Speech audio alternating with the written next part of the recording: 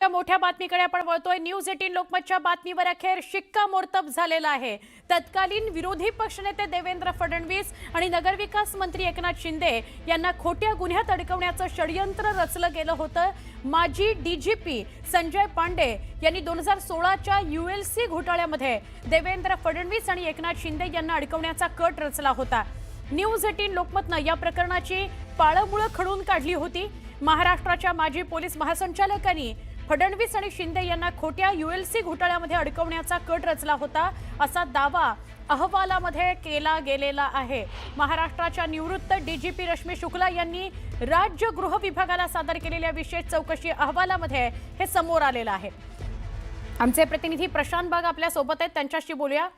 प्रशांत, बातमी कुठलीही असो, कुणाही संदर्भातली असो, तिच्या मुळाशी जाण्याचं काम न्यूज 18 लोकमत सातत्यानं करतं आणि प्रेक्षकांपर्यंत ती पोहोचवण्याचं काम करतं। आज शिक्कामोर्तब झालं पुन्हा एकदा आपल्या बातमीवर। थोडं नक्की जागल्याच्या भूमिकेत काम करत असताना ज्या पद्धतीनं कोणत्याही अन्यायाला वाचा फोडण्यासाठी न्यूज 18 लोकमत हे कटिबद्ध असतं आणि हाच सगळ्यात महत्त्वाचा भाग पुन्हा एकदा समोर आला।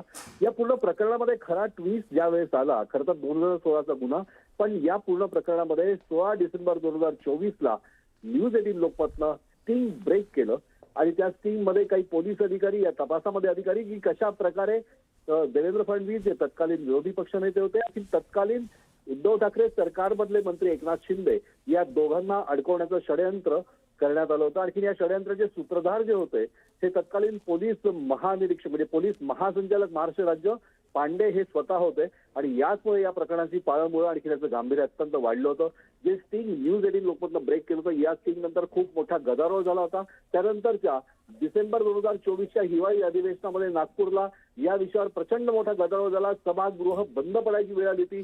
तत्कालीन त्या सभागृहातले प्रवीण दरेकर यांनी मागणी केली आणि विशेष चौकशी समितीचं गठन करण्यात आलं होतं आणि या चौकशी समितीचा अहवाल जो अंतिम आला तो राज्याच्या मावळत्या पोलीस महासंचालक ज्या माजी तत्काळ रश्मी शुक्ला यांनी हा सरकारला जो सादर केलाय, या सरकारला सादर केलेल्या अहवालामध्ये न्यूज 18 लोकमतनं ज्या ज्या गोष्टींचे पुरावे समोर आणले होते त्यांचा स्पष्ट न्यूज 18 लोकमतच्या नावासहित उल्लेख आहे आणि याचबरोबर या पूर्ण प्रकरणाची सत्यता जी आहे ती पूर्ण समोर आली। अत्यंत ढळढळीत सत्य, विदारक सत्य, संजय पुनामिया यांनी दिलेला लढा, संजय पुनामिया यांच्यावर झालेला अत्याचार, आणखी त्यांनी फोडलेली वाचा, या सगळ्या प्रकरणामध्ये मंत्रालयापर्यंतची पाळंमुळं खणून काढली गेली। अनेक गोपनीय आदेश सुद्धा खोटे कसे आहे हे मुंबई उच्च न्यायालयामध्ये सुद्धा सादर झालेल्या कागदपत्रांमध्ये स्पष्ट झालं। बनावट कागदपत्रांच्या आधारे सरकारी वकीलपत्र घेतल्याचंही समोर आलं। अनेक धक्कादायक पुरावे समोर आले। अर्थातच न्यूज 18 लोकमत तू म्हटलीस त्यानुसारच सगळी पाळंमुळं खणून काढण्यामध्ये न्यूज 18 लोकमतनं सातत्य ठेवलं होतं, पाठपुरावा केला होता आणि अखेर रश्मी शुक्ला यांनी सादर केलेल्या अहवालाने याच्यावर पुन्हा एकदा शिक्कामोर्तब केलं। नक्की धन्यवाद आपण प्रशांत माहिती दिली त्याबद्दल। आता आपण काही प्रतिक्रिया या संदर्भातल्या आलेल्या आहेत त्या बघूयात। की आज उद्धव मामूला कुठे तोंड दाखवायची जागा राहिलेली नाहीये की कशा प्रकारे या ठिकाणी संजय पांडेवरती दबाव आणून, संजय पांडेंनी पोलिसांवर दबाव आणून मुख्यमंत्री फडणवीस साहेब आणि उपमुख्यमंत्री एकनाथ शिंदे साहेबांना खोट्या गुन्ह्यामध्ये या ठिकाणी गोवण्याचा काम त्यांनी केलं होतं। पण याच्या पुढे जाऊन माझी अशी मागणी राहील की संजय पांडे कुणाच्या इन्स्ट्रक्शन्सवरती, कुणाच्या आदेशावरती काम करत होता आणि त्या ठिकाणी संजय पांडेची सुद्धा कसून चौकशी झाली पाहिजे। संजय पांडेची सुद्धा या ठिकाणी फॉरेन्सिक आणि या ठिकाणी ब्रेन मॅपिंग टेस्ट त्यांच्या केल्या गेल्या पाहिजेत। नाम बडे और दिल के छोटे, उद्धव ठाकरेंसाठी या ओळी इतक्या समर्पक आहेत। खरं म्हणजे लोकशाहीच्या गोष्टी उद्धव ठाकरे करतात, पण हेच मुख्यमंत्री असताना देवेंद्रजींना अटक व्हावी यासाठी खोट्या गुन्ह्यात अडकवण्याचा प्रयत्न उद्धव ठाकरे यांनी केला।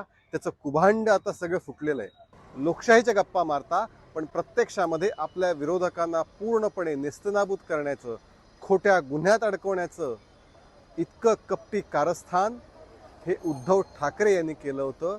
ही वस्तुस्थिती आहे। जे खरं आहे ते मांडलं असेल रश्मी शुक्लांनी।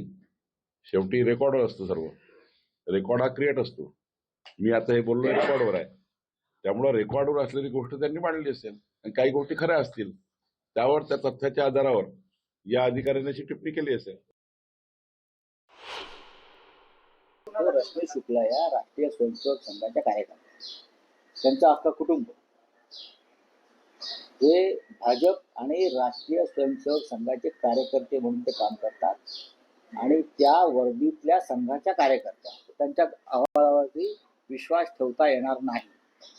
तसं नसतं तर त्यांना एक्सटेन्शन दिलं नसतं ना, संघाच्या दबावामुळे दिलं. ते काय दिलं.